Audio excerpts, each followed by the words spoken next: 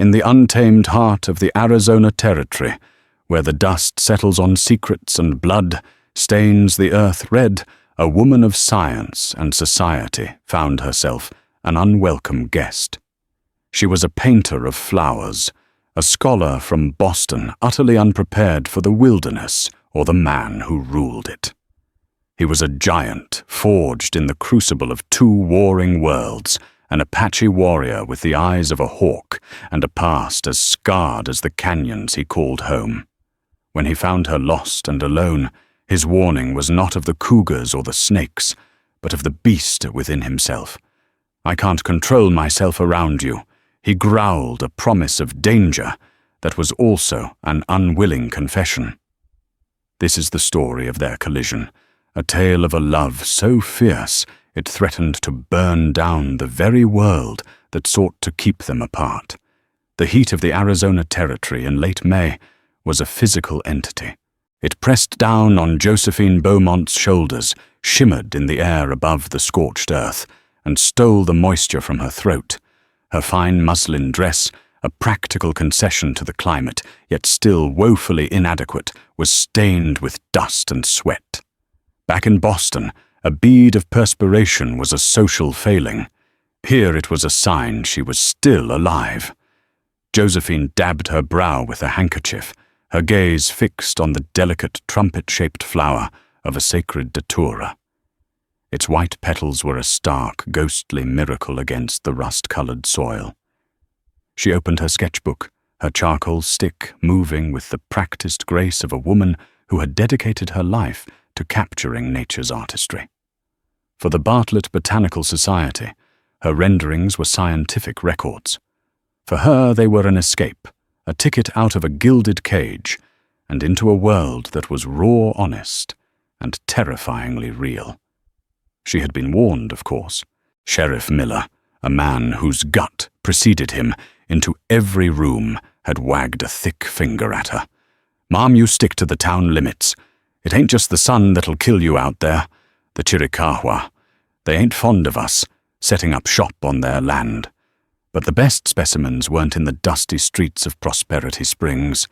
They were out here in the canyons and washes where life clung to existence with a tenacity she deeply admired. The snap of a twig broke her concentration. It was sharp, deliberate, not the scuttling of a lizard or the clumsy tread of a coyote. Josephine's heart leapt into her throat. She slowly closed her sketchbook, her senses screaming. The air moments before, filled with the drone of insects and the scent of sun-baked creosote, was now thick with a sudden predatory silence. She rose slowly, her eyes scanning the rock formations that loomed around her like skeletal giants. Nothing. She told herself it was her city-bred nerves. She took a step back towards the path she'd left, and that's when she saw him. He wasn't just a man. He was a piece of the landscape she'd failed to notice. He stood beside a towering saguaro, his form so still he might have been carved from the red rock itself. He was enormous, not merely tall but broad, with shoulders that strained the seams of his simple buckskin shirt. His hair was long black and unbound, stark against the weathered bronze of his skin. But it was his face that held her captive.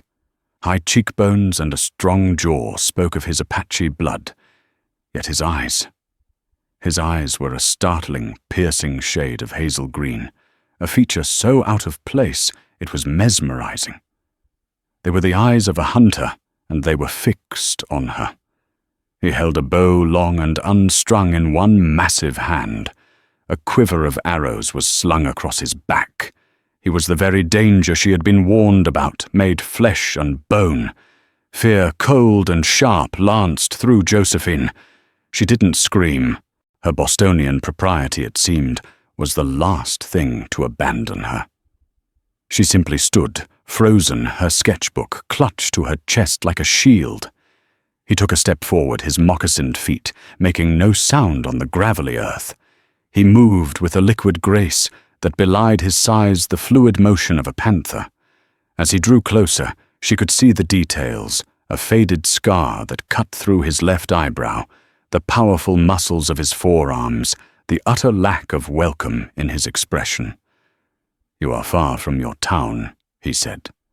His voice was a low rumble, like distant thunder. It wasn't the broken guttural English she'd heard from other natives who drifted into town to trade. His words were clear, measured with a deep timbre that vibrated through the air between them. I am a botanist." She managed her own voice, a reedy whisper. "I'm studying the local flora." He glanced at her sketchbook, then back at her, his expression unreadable. "There are flowers that bite back in this land. You should not be here alone. I'm perfectly capable of taking care of myself," she said, a flash of defiance cutting through her fear. A ghost of a smile, gone as quickly as it came, touched his lips. "The rattlesnake does not ask if you are capable before it strikes. The mountain lion does not ask permission to be hungry." He took another step, closing the distance, until only a few feet separated them. The sheer scale of him was overwhelming. He smelled of pine leather and the wild, clean scent of the desert itself. "Your kind is not welcome in these hills."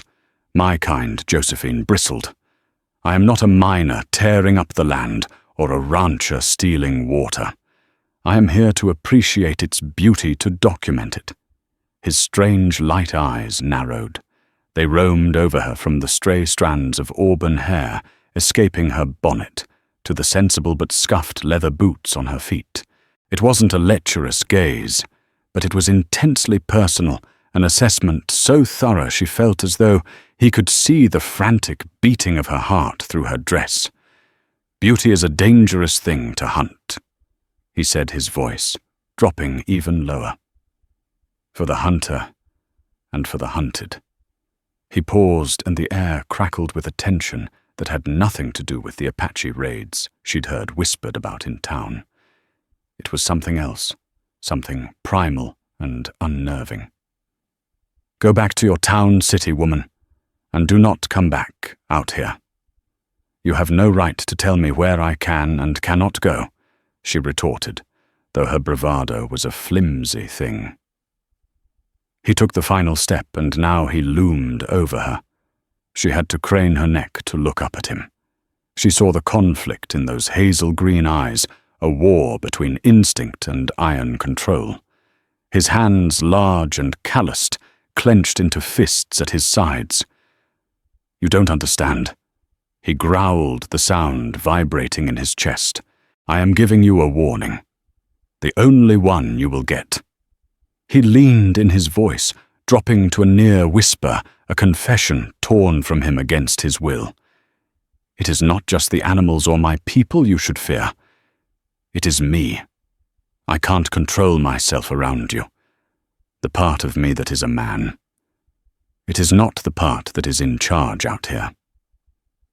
With that, he turned, not waiting for a reply, and melted back into the landscape as silently as he had appeared. Josephine was left standing alone, her heart hammering against her ribs, the scent of him still in the air, and his terrifying, intimate warning echoing in the profound silence of the desert. Returning to Prosperity Springs was like stepping from a vibrant, dangerous painting into a drab and smudged sketch. The single dusty street was flanked by false-fronted buildings, their weathered wood baking in the relentless sun. The town's name was a cruel joke, a testament to the desperate optimism of its founders. The only thing prospering was Bart Corrigan's wallet. Josephine sought refuge in her small rented room above the mercantile, the scent of milled flour and cured tobacco clinging to the floorboards. She laid her sketchbook on the simple pine desk, but the image of the sacred datura seemed bland, lifeless. Her mind was filled instead with the image of a giant, the stark contrast of his dark hair and light eyes, the memory of a voice that felt like the earth itself speaking. "I can't control myself around you."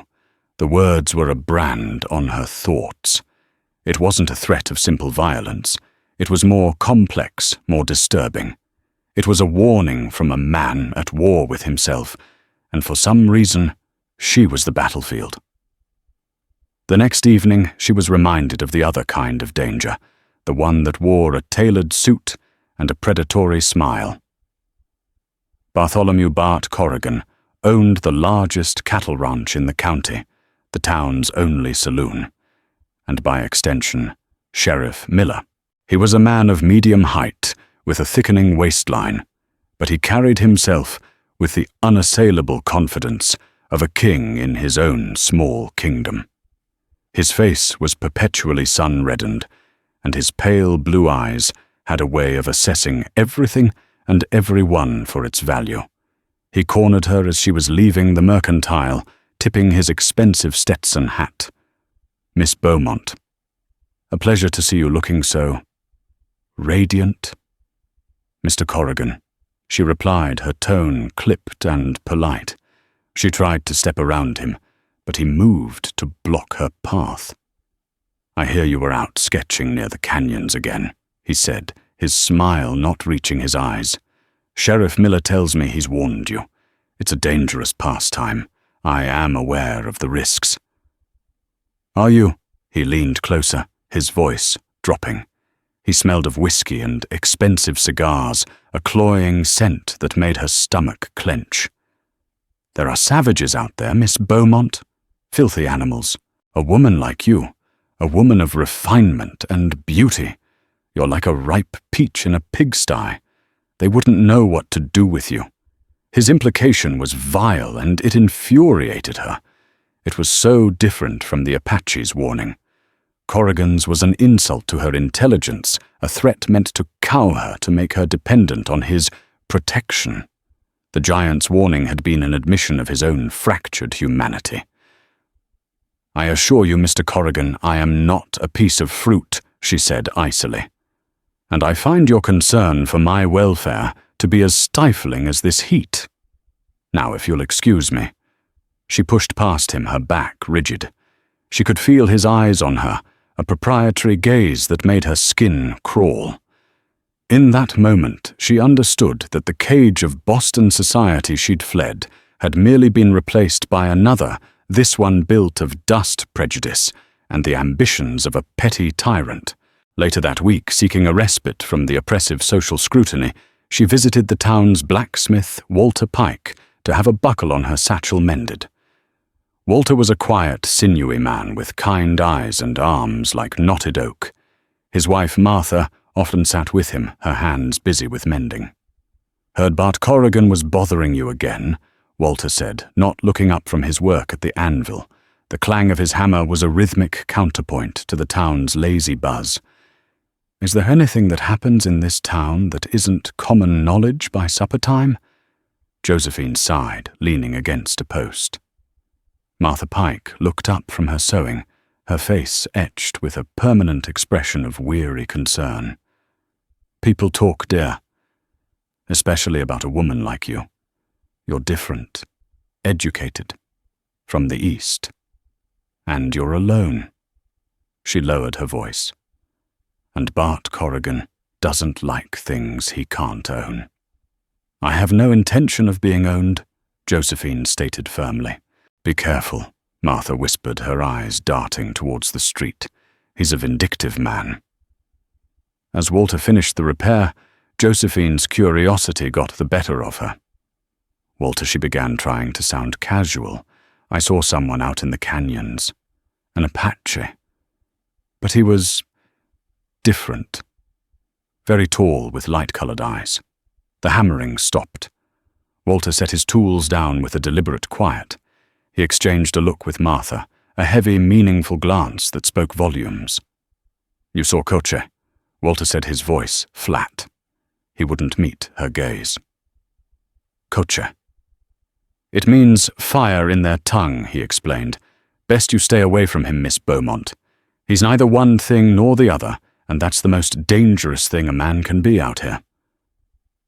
"What do you mean?" she pressed. Martha took over her voice, barely audible. "His father was a white trapper, a mountain of a man named Jedediah Kane." came through here 20-odd years ago. Took up with an Apache woman. Kocha is what came of it. When Cain died of a fever, her people wouldn't fully accept the boy because of his father's blood. And the folks in this town, well, they only see his mother's. He walks alone, Walter added, finally looking at her. His eyes were full of a grim pity. Trades pelts for supplies when he has to, but he keeps to the mountains. Some say he's a spirit, a ghost of the canyon. Others say he's a devil. Bart Corrigan just says he's a half-breed squatter on land that could be grazed by cattle. The pieces clicked into place. The perfect English. The warring conflict in his eyes. The solitude. He was an outcast from two worlds belonging to neither. And she, in her own way, felt a pang of recognition. She too was an outcast, fleeing a world she didn't fit into, trying to find her place in another that didn't want her.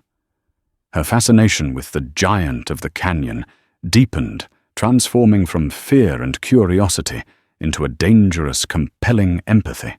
He was not the faceless savage Corrigan described. He was a man named Kocha, and Josephine Beaumont had never been good at heeding warnings. A week later, the brittle piece of Prosperity Springs shattered. A prospector, a grizzled old man named Silas Croft, was found dead 10 miles north of town. An arrow was buried deep in his chest. An Apache arrow. The town always simmering with a low-grade fear of the native tribes boiled over. Bart Corrigan seized the moment, standing on the porch of his saloon, his voice booming across the dusty street. "I've warned you," he roared to the assembled crowd of miners, ranchers, and townsfolk. "We've been patient. We've tried to live in peace. But the savage knows no peace. They murder old Silas for his mule and a sack of beans. How long before they come for our homes, for our women and children?" A murmur of angry agreement rippled through the crowd. Men gripped the pistols at their hips, their faces grim. "It's that half-breed," a man shouted. "The one they call Kocha. He's been seen near the north canyons. He's the one," another agreed. "He's big enough to have done it himself. No war party needed." Josephine stood at the edge of the crowd, her blood running cold. They were condemning him without a shred of proof, fueled by their own prejudice and Corrigan's inflammatory words. She remembered Kocha's eyes, the profound loneliness in them. He was not a murderer. She felt it with a certainty that defied logic. Sheriff Miller, sweating profusely under Corrigan's watchful eye, tried to placate the mob. "Now hold on. We don't know for sure who did it. Could have been a band of Chiricahua renegades. And Kocha is half Chiricahua." Corrigan bellowed, silencing the sheriff. "He's their eyes and ears. I say we form a posse and drag him in. We'll have our own justice if the law is too cowardly to act." A roar of approval went up. Josephine felt sick. This wasn't about justice for Silas Croft. It was a land grab, an excuse to eliminate a man who represented the wildness Corrigan wanted to tame and conquer. She had to do something. Pushing her way through the angry men, she found herself standing before Corrigan on the saloon steps. "You have no proof," she said, her voice clear and steady, ringing with an authority that momentarily surprised the crowd into silence. Corrigan looked down at her, a smirk playing on his lips. Miss Beaumont defending the local wildlife again. "An arrow is proof enough for me." An arrow could have been fired by anyone, she insisted, even a white man looking to stir up trouble. You cannot condemn a man based on rumor and hatred. A man in the crowd spat on the ground. "She's a squaw lover." The insult hit her like a physical blow. The crowd, which had once regarded her with a mixture of curiosity and respect, now looked at her with suspicion and contempt. Corrigan's smirk widened. He had won. He had not only incited the mob against Kocha, but had also successfully isolated her, marking her as a sympathizer, an outsider. "The lady has a soft heart," Corrigan said, condescendingly. "But our hearts can't be soft when our lives are on the line. The posse rides at dawn." Defeated Josephine retreated the hostile stares of the townsfolk following her. She knew what a posse meant. It wasn't about arrest. It was about a lynching. They wouldn't bring Kocha back for a trial. That night she couldn't sleep. The wind howled outside her window, a mournful sound that seemed to carry the town's bloodlust on its currents. She paced her small room, her mind racing. She couldn't let them kill him. It wasn't just about justice. It was about the flicker of connection she'd felt in the canyon, the recognition of a fellow solitary soul. A desperate plan formed in her mind, a plan so reckless that the sensible Bostonian part of her brain screamed in protest. But the woman who had crossed a continent to find freedom could not stand by and watch an innocent man be hunted like an animal. Before the first hint of dawn painted the eastern sky, Josephine dressed in her sturdiest riding skirt, packed a small satchel with water-dried biscuits and her sketchbook, and slipped out of the sleeping town.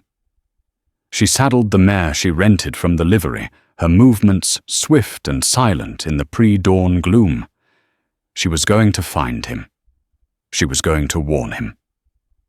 She rode north, following the general direction the men had pointed to, into the vast, silent wilderness.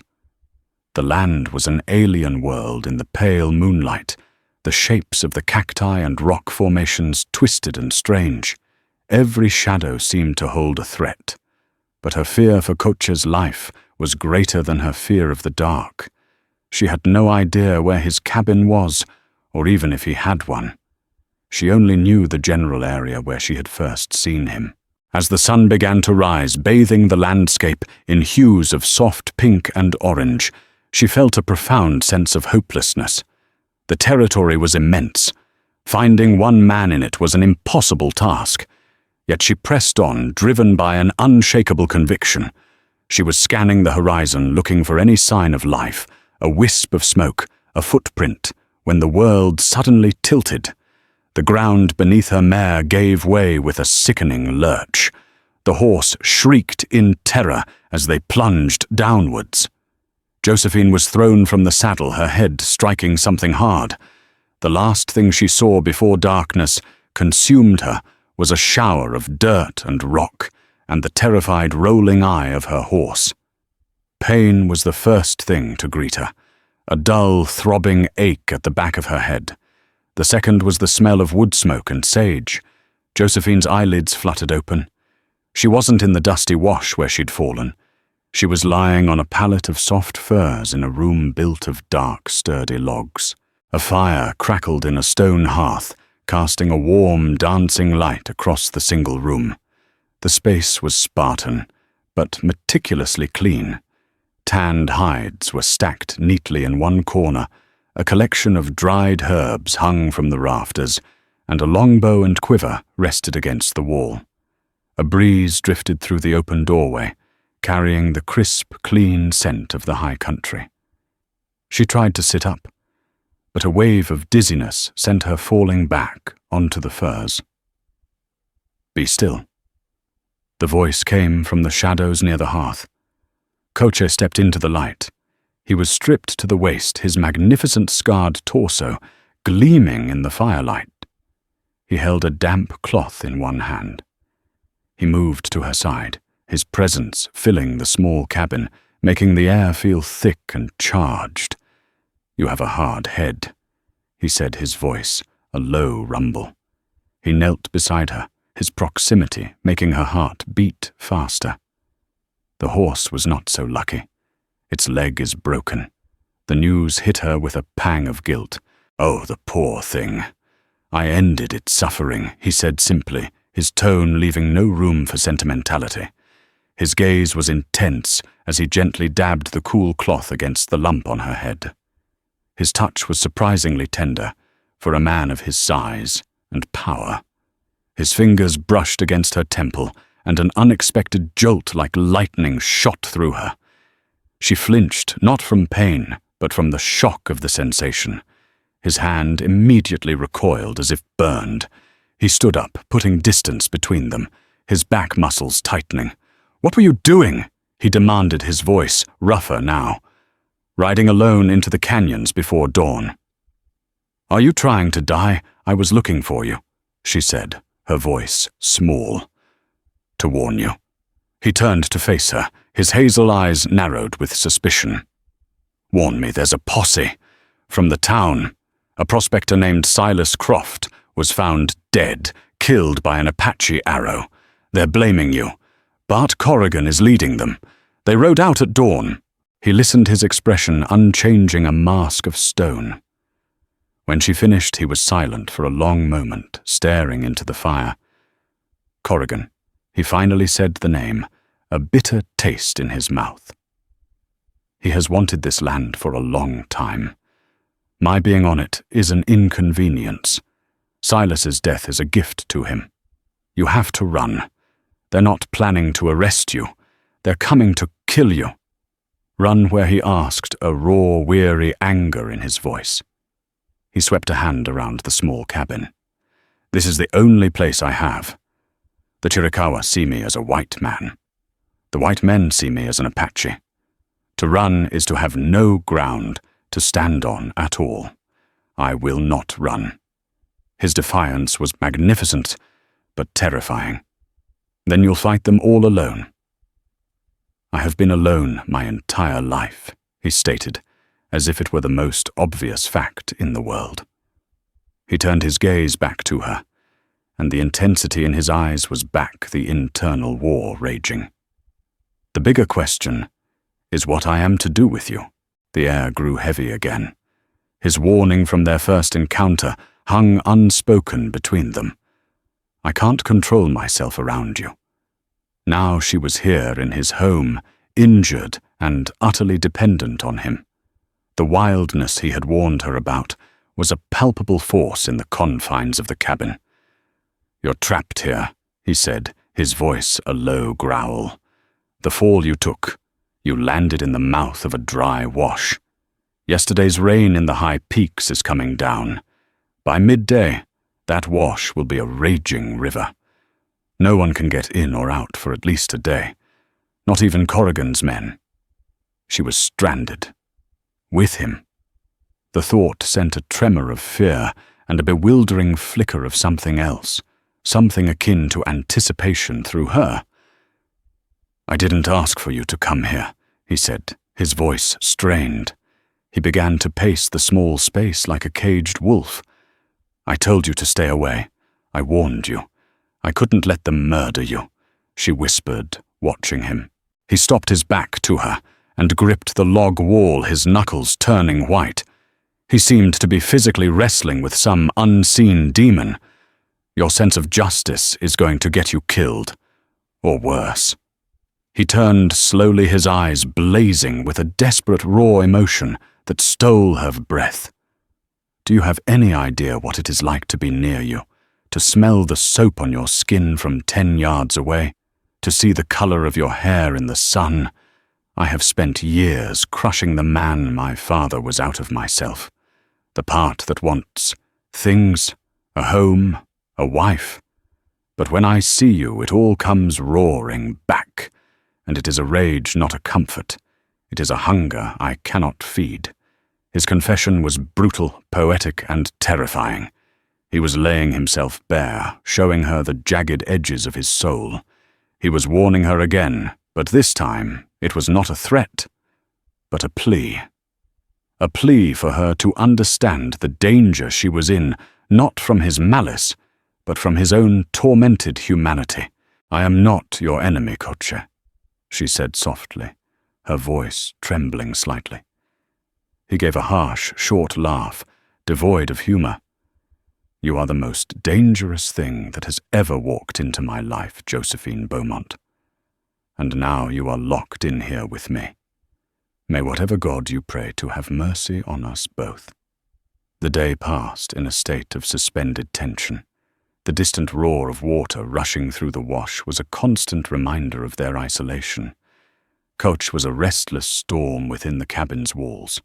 He moved with a contained energy, checking his weapons, reinforcing the door with a thick wooden bar, scanning the ridgeline from the cover of the doorway.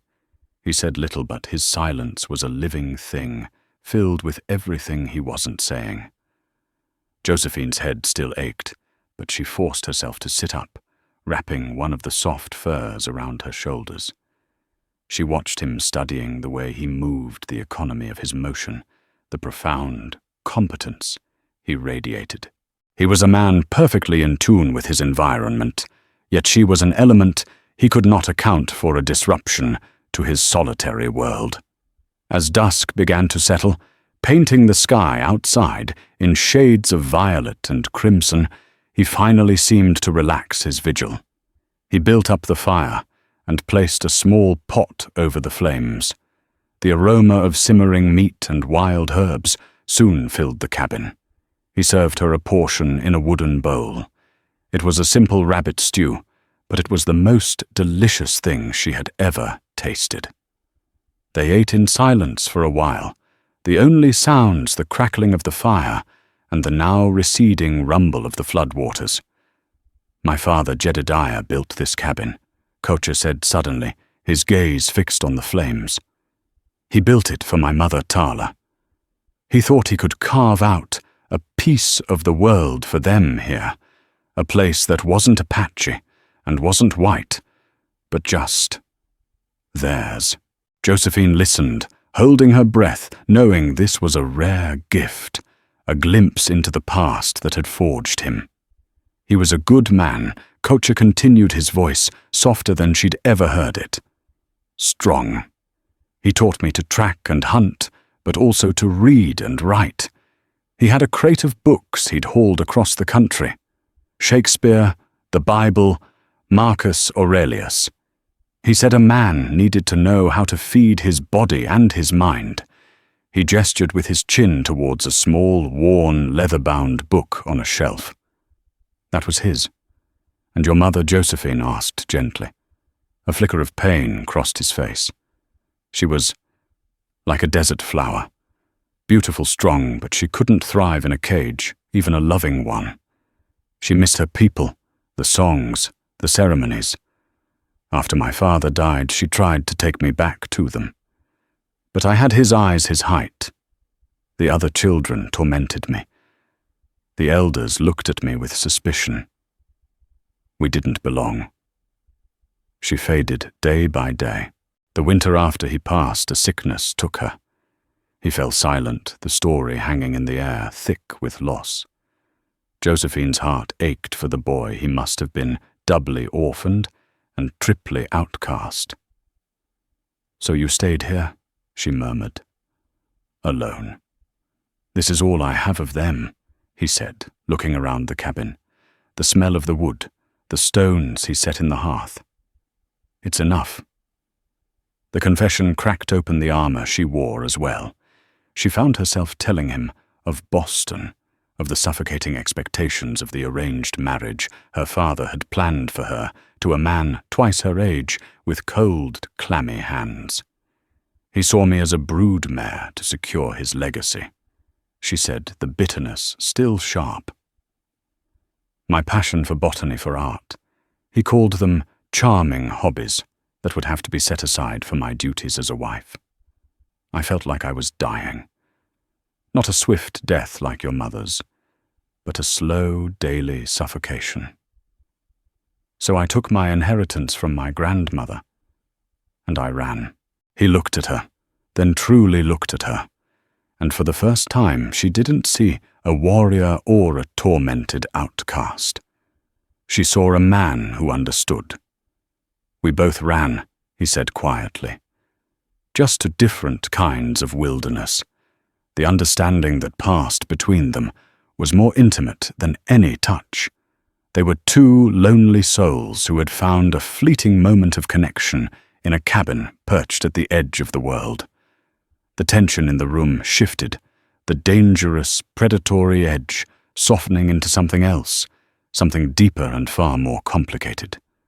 Later, as she lay on the fur pallet, pretending to sleep, she watched him.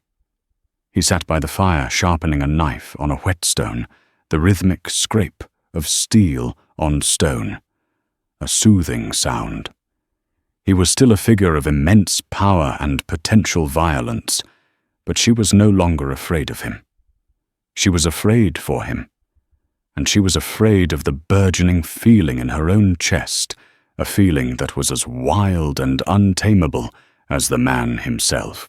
He stopped his work and stared into the fire, his profile hard and beautiful in the flickering light. She saw him clench his jaw, a muscle working in his cheek. He was still fighting his war. But she realized now that the battle wasn't just against the primal instincts he feared. It was against the profound, terrifying pull of loneliness, a pull that was now drawing him against his will toward her. And she found herself being pulled in just the same. By morning, the floodwaters had receded enough to make the lowlands passable. The air was clean-washed and cool. A fragile peace settled over the canyon, a stark contrast to the turmoil brewing in Josephine's heart. Kocha had been right. She was trapped not just by the water, but by the undeniable bond that had been forged between them in the firelight. Corrigan's men will be able to cross by this afternoon, Kocha said, his voice, once again, brusque and businesslike. The vulnerability of the previous night was gone, locked away behind his stoic mask. They will search the low ground first. That gives us time. You need to be gone before they find this place. Gone where she asked. I can't go back to Prosperity Springs. They think I'm a sympathizer. And what about you? You can't stay here. This is my home. I will defend it, he said, with grim finality. I will take you south towards the old mission trail. From there you can make your way to Tucson. It is a bigger town. You can disappear there. The thought of leaving, of never seeing him again, was a physical pain. But she saw the resolve in his eyes. He was pushing her away for her own safety, severing the connection before it could take root.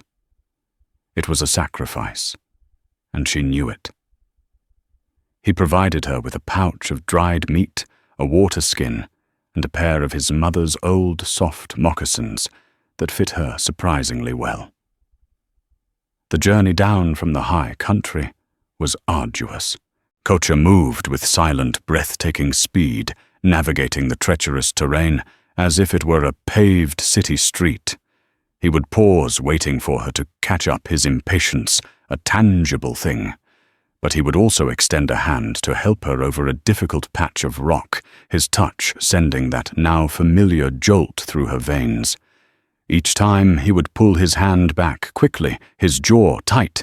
They reached the mission trail by early afternoon. It was little more than a faint path winding through the mesquite and palo verde trees. Below in the distance, they could see the dust cloud of a group of riders. The posse. They are moving faster than I thought, Kocha said, his eyes narrowed. They have a skilled tracker. He turned to her. The moment she had been dreading was here. The vast, indifferent wilderness stretched before her. Follow this trail south, he commanded. Do not stop until you reach the Santa Cruz River. Follow it downstream. You will eventually find signs of civilization. Do not light a fire. Do not trust anyone. Kocha, she began, her voice thick with emotion. Go. He cut her off, his tone harsh. He couldn't look at her. He was staring at the approaching dust cloud, his body coiled like a spring. Your presence here endangers us both. Tears stung her eyes, but she nodded. She turned to leave, but hesitated. On impulse, she reached into her satchel and pulled out her sketchbook and the small charcoal stick. She ripped out a clean page. Her hands moved quickly, sketching the proud, stubborn flower of a desert thistle, a plant that was beautiful, but armed, thriving where nothing else could. She pressed it into his hand. He looked down at the drawing, his composure cracking for a fraction of a second. A flicker of profound emotion crossed his face before he mastered it. He didn't say a word. He just closed his large hand around the small piece of paper. With a final heartbroken look, Josephine turned and ran down the trail, not daring to look back. She traveled for hours, her body aching, her mind replaying every moment in the cabin. As the sun began to set, she stumbled into a small hidden spring, a tiny oasis of cottonwoods and ferns. She was exhausted. She knew Koch had told her not to stop, but she had to rest. She was drinking from the cool water when she heard the horses. Not from the direction of the posse, but from the west. 2 riders. Her heart leapt into her throat. She dove into the brush, praying they wouldn't see her. Through the leaves, she recognized them. It was Walter Pike, the blacksmith, and his wife Martha in a small buckboard wagon. Relief washed over her. They were kind people. They would help her. She stepped out from the brush. Martha Pike, gasped, her hand flying to her mouth. Walter pulled the horse to a halt, his face a mixture of shock and something else. Something she couldn't read. Miss Beaumont. My word, we thought. The posse said you'd been taken. Martha cried. I'm all right. I fell. Koch, the man they're hunting. He helped me. Walter slowly got down from the wagon, his movements stiff. He avoided her eyes. Where is he now, Miss Beaumont? He's gone back to his cabin. Walter, you have to help me. The posse will kill him. He's innocent. Martha began to sob quietly into her handkerchief. Walter finally looked at Josephine, and his eyes were filled with a terrible, weary shame. They already know where the cabin is, he said, his voice heavy as lead. They're on their way there now. Josephine stared at him, confused. How could they possibly know it's hidden so well? Walter's gaze flickered to his weeping wife. And in that instant, Josephine understood. The posse wasn't moving fast because they had a skilled tracker. They were moving fast because they had a map. Martha Josephine whispered the name, catching in her throat. Martha Pike looked up, her face streaked with tears, her expression a wretched mask of guilt and fear. I had to, dear. I was so afraid. Bart Corrigan. He came to the smithy. He said he knew you'd gone to warn the half-breed. He said if you were found with him, they'd brand you a collaborator. That they'd treat you the same as they treated a squaw. He said the only way to prove our loyalty to save you from that fate was to tell him where the half-breed lived. The pieces fell into place.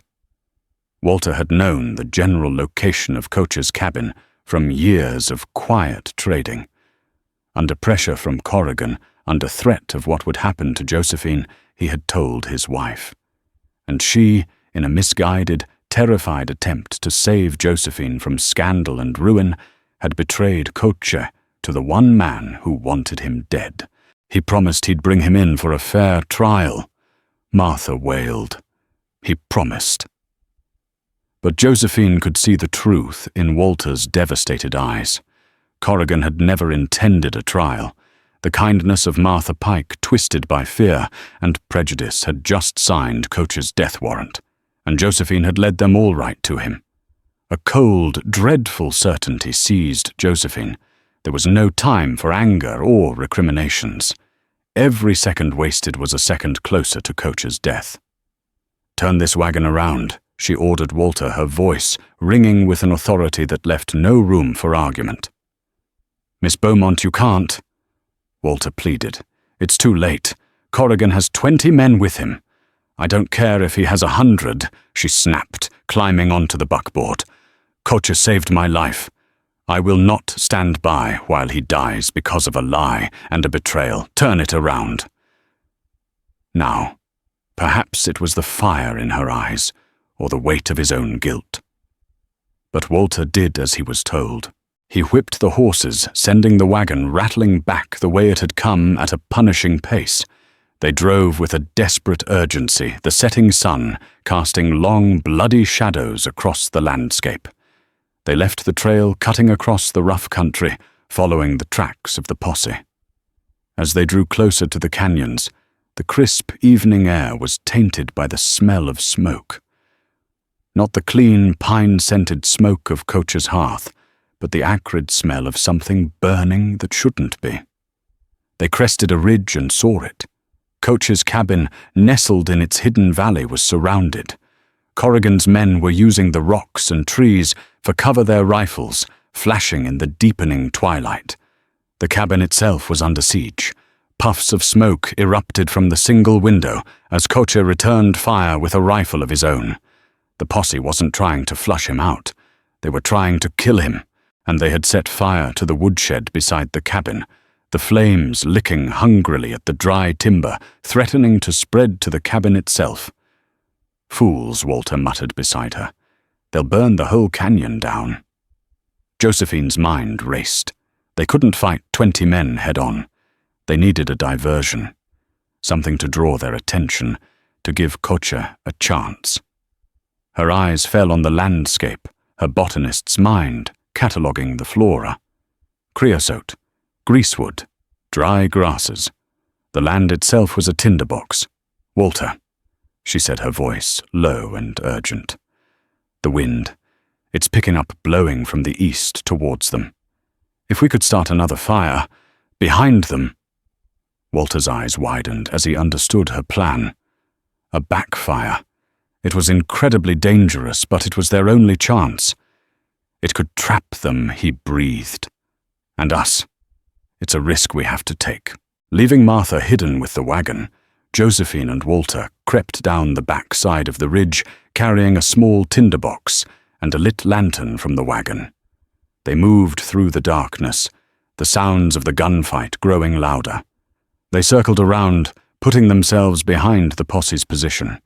The wind was a steady, dry river of air blowing straight towards Corrigan's men. Here Josephine whispered, pointing to a dense patch of greasewood and dried grass. "This will go up fast." With trembling hands, Walter struck a match and set it to the tinder. The tiny flame caught, wavered, and then roared to life with terrifying speed. The dry brush ignited, and a wall of fire 10 feet high raced westward, carried on the wind directly towards the unsuspecting posse. Shouts of alarm rose from the men around the cabin. Fire behind us. Their attention, once focused solely on the cabin, was now split. The organized siege dissolved into chaos as men scrambled to avoid being caught between Coach's rifle and the rapidly approaching flames. From his vantage point in the cabin, Coach saw his chance. The rifle fire from his window increased its sharp cracks, adding to the pandemonium. He wasn't shooting to kill, Josephine realized. He was shooting with precision, aiming for rocks near the men, kicking up dirt, forcing them back, herding them towards the path of retreat, away from the fire. Corrigan, enraged, tried to rally his men. "Hold your ground, you cowards. It's just a brush fire. Finish him." But the fear of being burned alive was more potent than Corrigan's commands. His men broke ranks, fleeing into the darkness. Corrigan, cursing, was forced to fall back with them. In the fiery, chaotic aftermath, a single figure emerged from the cabin, moving low and fast. It was Coche. He ran not towards the trail, but deeper into the canyon, towards the sheer rock faces. "Coche!" Josephine screamed, breaking cover and running towards him. He turned, his face smudged with soot, his eyes blazing in the firelight. He saw her, and for a moment his expression was one of pure disbelief. "Josephine, what are you doing? I told you to run!" "I couldn't leave you," she cried, reaching him as Walter caught up behind her. There was no time for explanations. The fire they had started was spreading, and the burning woodshed was about to set the cabin roof ablaze. "This way," Coach commanded, grabbing her arm. His grip was like iron, but it was not rough. It was protective. "There is a passage. My father found it. It's the only way out now." He led them towards a sheer cliff face that looked impassable. But hidden behind a curtain of old man's beard lichen, was a narrow fissure, a crack in the rock, just wide enough for a person to squeeze through. He pushed them inside into the cool, damp darkness of the mountain itself. As he followed them in the roof of his cabin, finally caught fire roaring into the night sky, consuming the only home he had ever known. The siege was over, but Kocha was now as homeless and hunted as ever. They emerged from the rock passage onto a high, wind-swept mesa as the first light of dawn broke across the horizon. Below them, a pall of smoke hung over the canyon. The fire had burned itself out during the night, leaving a blackened, ugly scar upon the land. The cabin was gone. All that remained was a single stone chimney standing like a lonely tombstone against the morning sky. Kocha stood at the edge of the mesa, staring down at the ruin of his past. Everything his father had built, everything he had held on to, was ashes.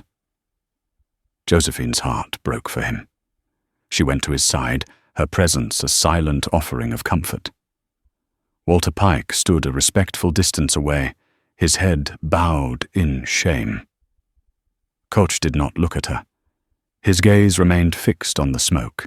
"You should not have come back," he said, his voice flat and devoid of emotion.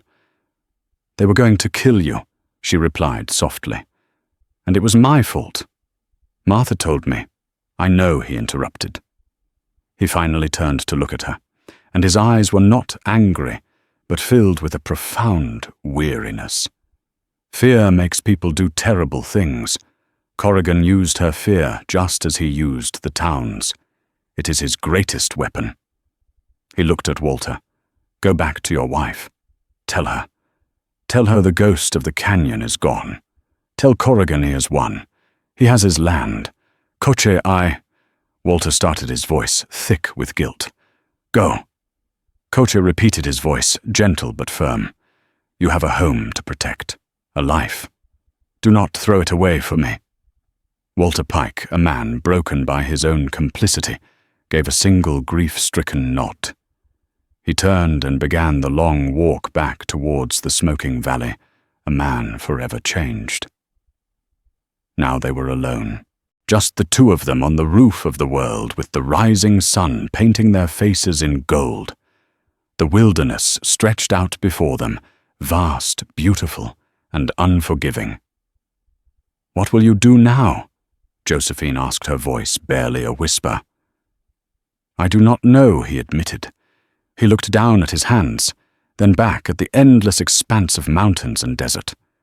"For the first time in my life, there is no place I have to be, no home to defend, no past to haunt me. It is empty." "It's not empty," she said, stepping closer to him. She reached out and for the first time initiated contact, placing her hand on his arm. The muscle beneath her palm was tense, hard as rock. "It's open." He looked down at her hand, then up into her eyes. The carefully constructed walls he had lived behind his entire life began to crumble. The warning he had given her seemed like a lifetime ago. The beast he had fought to control was not a creature of rage, but a creature of profound, aching loneliness. And it was not a beast at all. It was just a man. "Josephine," he breathed, his voice raw with emotion. He raised his other hand and gently, hesitantly touched her cheek. His calloused fingers were surprisingly soft against her skin. It was a touch full of reverence, wonder, and a deep, unspoken sorrow. In his touch, she felt the truth. His warning had never been about him losing control in violence. It had been about this. About him losing control of his heart, a heart he had guarded so fiercely for so long because he never believed anyone would ever want it. "I am not afraid of you, Kocha," she whispered, leaning into his touch. A single tear traced a path through the soot on his cheek. "You should be," he whispered back. "I have nothing to offer you.